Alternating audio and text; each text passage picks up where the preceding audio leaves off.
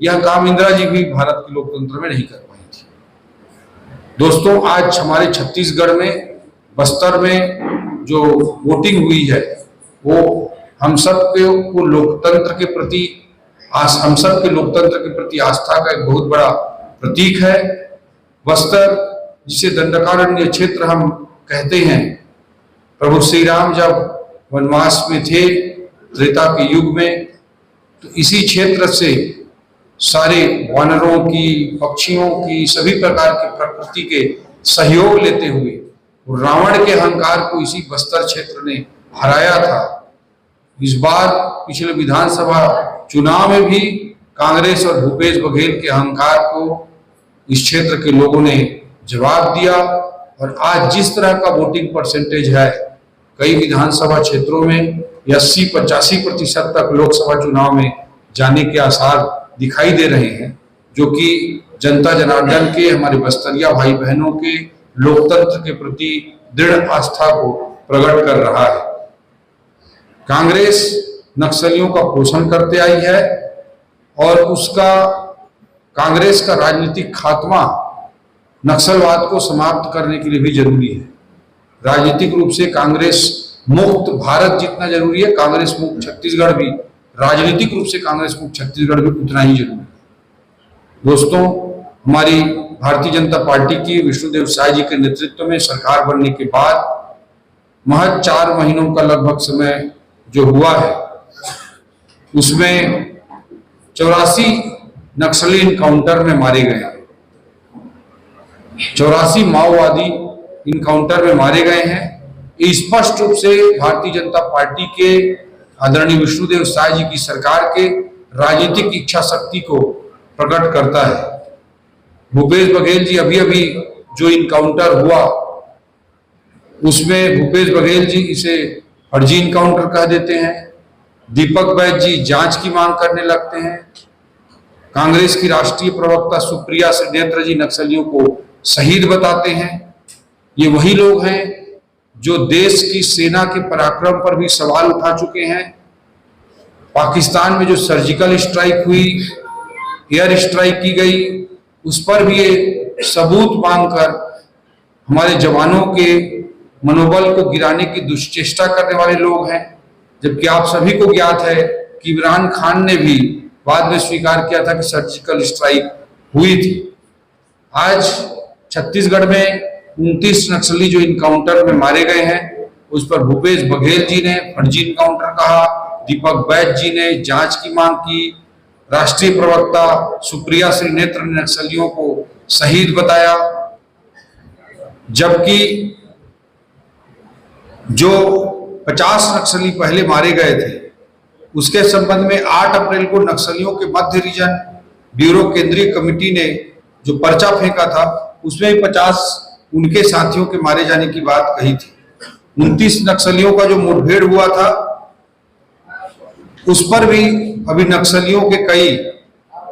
पर्चों में इसका उल्लेख आया है। उन्होंने स्वीकार की है उनके 29 लोगों के मारे जाने की बात। इस तरह से जब खुद पाकिस्तान के सर्जिकल स्ट्राइक, एयर स्ट्राइक को इमरान खान मान लेते हैं, नक्सली इनकाउंटर में स्वयं नक्सली अपने पर्चे के माध्यम से बात को स्वीकार कर रहे हैं, उसके बाद भी भूपेश बघेल जी का फर्जी इनकाउंटर कहना, दीपक बैज जो कि उनके प्रदेश के कांग्रेस के अध्यक्ष हैं, उनके द्वारा जांच की मांग किए जाना और सुप्रिया श्रीनेत्र जी द्वारा नक्सलियों को शहीद बताना हमारे जवानों का अपमान है। इस जवानों के अपमान के लिए पूरे कांग्रेस पार्टी को, राहुल गांधी को और इन सब लोगों को माफी मांगनी चाहिए। दोस्तों, कांग्रेस के पास आज किसी प्रकार का कोई विजन नहीं रह गया है,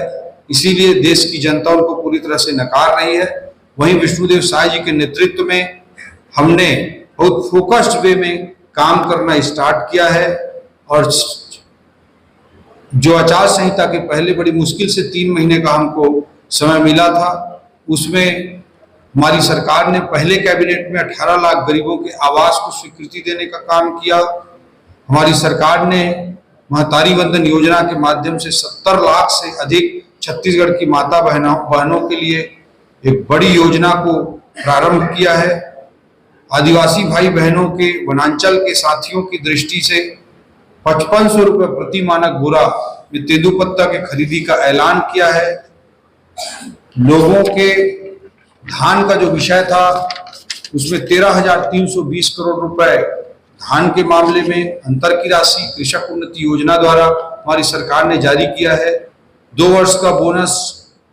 के अंतर्गत 12 लाख से अधिक किसानों के 3,716 करोड़ रुपए की राशि को भी हमारी सरकार ने जारी किया है। इन्हीं 3 महीनों में कर्मचारियों के 4% के डीए के लिए 816 करोड़ रुपए की वृद्धि की गई है। प्रभु श्री राम जी जो कि छत्तीसगढ़ के भांचा हैं, छत्तीसगढ़ उनका ननिहाल है, और त्रेता में जो उनका वनवास हुआ था तो 14 वर्ष में समाप्त हो गया था। कलयुग में जो उनका वनवास हुआ टेंट में वो 500 सालों तक चला, और 500 सालों के इस वनवास को प्रभु श्री राम हमारे प्रदेश संगठन में महामंत्री का दायित्व निभा रहे आदरणीय जगदीश रोहरा जी, मीडिया विभाग से आदरणीय अमित चिमनानी जी, अनुराग अग्रवाल जी, हमारे युवा मोर्चा के अध्यक्ष रहे और प्रदेश के, और अभी अपनी भूमिका मीडिया के क्षेत्र में निभा रहे अमित भाई, हमारे नरेश जी, सभी लोग, हमारे सभी साथीगण और पत्रकार साथी जो प्रिंट मीडिया इलेक्ट्रॉनिक मीडिया से हमारे बीच उपस्थित हुए हैं, हमारे सभी साथियों का मैं अभिनंदन करता हूं, स्वागत करता हूं। और मैं ये कहना चाहता हूं कि आज पहले चरण का मतदान हो रहा है, और इस अवसर पर बस्तर के लोगों ने जिस तरह से मतदान किया है, भारी उत्साह उमंग के बीच सड़कों पर आकर, बूथों पर उतरकर, भारी गर्मी के बावजूद जिस उत्साह के साथ भारी मतदान हुआ है, वो बस्तर में लोकतंत्र के एक नए अध्याय की ओर इशारा कर रहा है। दोस्तों, हम सामान्यतः राजनीति में एक बहुप्रतीक्षित शब्द हम सुनते हैं, कहते हैं एंटी इनकम्बेंसी का। राजनीति में माना जाता है कि भारत के लोकतंत्र में अपेक्षाओं के दौर में कोई भी पार्टी, कोई भी सरकार, कोई भी नेता होता है तो चंद दिनों में उसके प्रति लोगों में नाराजगी आ जाती है, और कई बार तो भारतीय लोकतंत्र में एंटी इनकम्बेंसी को एक स्वाभाविक प्रक्रिया के रूप में व्याख्यायित कर दिया जाता है।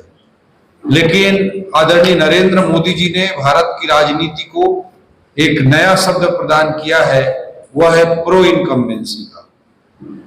एंटी इनकम्बेंसी की अवधारणा के बिल्कुल विपरीत आप मोदी जी के पूरे राजनीतिक यात्रा का अध्ययन कर सकते हैं।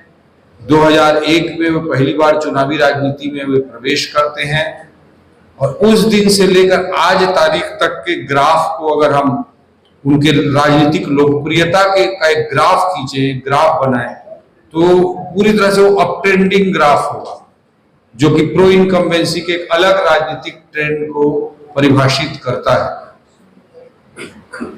हम सब ने देखा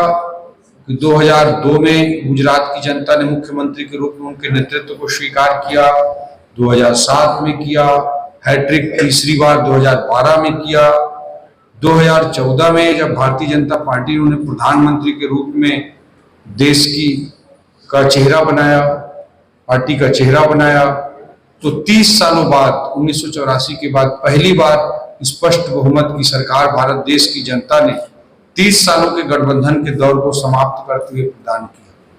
2019 में दोबारा जब चुनाव हुआ तो उससे भी बड़ा बहुमत 282 से आगे बढ़ते हुए 300 की संख्या को पार करते हुए उससे भी बड़ा बहुमत मोदी जी को प्रदान किया, और मोदी जी तीसरी बार देश की जनता हैट्रिक आशीर्वाद देने के लिए मोदी जी को तैयार बैठी है। और तीसरी बार मोदी जी जैसे ही स्पष्ट बहुमत की सरकार बनाते हैं तो आजाद भारत के इतिहास में ऐसा कर पाने वाले नेहरू दौर के बाद वो पहले प्रधानमंत्री हुए। नेहरू जी का दौर किस तरह का था आप सभी जानते हैं। उस समय सभी विचारधारक लोग कहीं न कहीं आजादी के आंदोलन कारण कांग्रेस से जुड़े रहे और उसके कारण होता था। लेकिन आज मोदी जी तीसरी बार स्पष्ट बहुमत की सरकार बनाएंगे तो नेहरू इरा को छोड़ दें तो वो पहले भारतीय प्रधानमंत्री होंगे लगातार समाप्त करने की दिशा में ठोस कार्य किया तो नरेंद्र मोदी जी के नेतृत्व में भारतीय जनता पार्टी ने किया। पूर्ण प्रभु श्री रामचंद्र जी के लिए जो छत्तीसगढ़ के भांचा है, रामलला दर्शन योजना भी हमारी सरकार ने प्रारंभ की है। पीएससी में प्रदीप जोशी जी की अध्यक्षता में सुधार कमेटी का गठन किया गया है। जो गलत किए हैं उनके लिए सीबीआई जांच का ऐलान हमारी सरकार ने किया है। नियत नेलादार योजना भी हमारी सरकार ने प्रारंभ किया है। हमारा अच्छा गांव इस कॉन्सेप्ट के साथ बस्तर क्षेत्र के जो गांव हैं उनमें सारी योजनाओं को एक सैचुरेशन स्तर तक ले जाया जाए और वहां की जनता जनार्दन को, हमारे बस्तरिया भाई बहनों को उसका पर्याप्त लाभ मिले, इस दृष्टि से यह योजना भी प्रारंभ की गई है। बताना चाहूंगा मैं आपको कि जहां पे 29 माओवादियों की इनकाउंटर के बाद जिस उप सरपंच की हत्या कर दी गई थी, उसके गांव का आपने वीडियो देखा होगा। किस उत्साह के साथ लोग लोकतंत्र के को मुहर लगा रहे हैं। बुलेट के जगह पर बैलेट को बस्तर की जनता कैसे स्वीकार कर रही है, यह उन दृश्यों में साफ तौर पर दिखाई देता है। टेकलगुडेम, जनागुड़ा, हुअर्ती जो दुर्दांत माओवादी हिड़मा का गांव है, जहां पे हमारी सरकार ने अभी कैंप स्थापित किया है, उस गांव में भी, उस गांव के पोलिंग बूथ में भी इस बार वोटिंग हुई है, लोगों ने वोट डाला है। जो हमारा उप सरपंच अभी इनकाउंटर के बाद जिसकी हत्या कर दी गई, उस गांव में भी आप उसके लाइन को देखेंगे तो लोकतंत्र के प्रति बस्तर की जनता और छत्तीसगढ़ की जनता के समर्पण को साफ तौर पर देखा जा सकता है। तो मैं यही कहना चाहूंगा कि बस्तर के लोगों ने बुलेट की जगह बैलेट पर मुहर लगाई है और मोदी जी के प्रो इनकम्बेंसी और उनके लोकप्रियता का सबसे बड़ा प्रमाण है कि आज बस्तर जैसे क्षेत्र में भी लोग बढ़ चढ़ करके मतदान प्रक्रिया में, लोकतंत्र के त्योहार में सारे आशंका, सारे प्रकार के थ्रेटनिंग, सारे प्रकार के डर भय को रिजेक्ट करते हुए बैलेट पर लोग मुहर लगा रहे हैं। मैं यही कहना चाहूंगा कि आज भारतीय जनता पार्टी के पास सशक्त नेतृत्व है, मजबूत संगठन है, पिछले 10 साल का देश में काम करने का मोदी जी का ट्रैक रिकॉर्ड है और आने वाले 25 सालों के लिए 2047 के विकसित भारत का विजन है। वहीं कांग्रेस के पास न नेतृत्व है, न संगठन है, न ट्रैक रिकॉर्ड है, न विजन है। तो इसलिए मोदी जी के को बस्तर की जनता, छत्तीसगढ़ की जनता, पूरे भारत देश की जनता